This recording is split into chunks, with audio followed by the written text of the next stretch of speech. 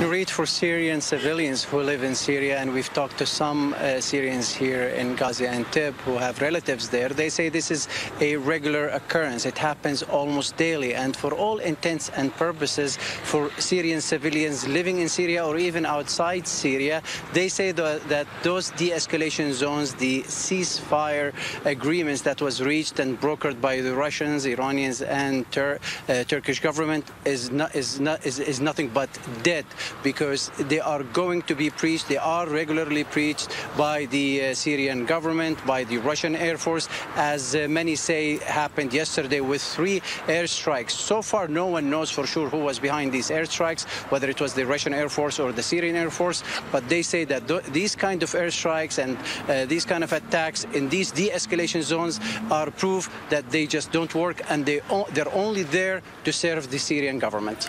Mohammed, you're there near the Turkish-Syrian border. We know that all refugees have streamed over that border. They're in Turkey and Jordan. Do attacks like these basically send a message to those refugees there? Don't think it's really safe to come back home now?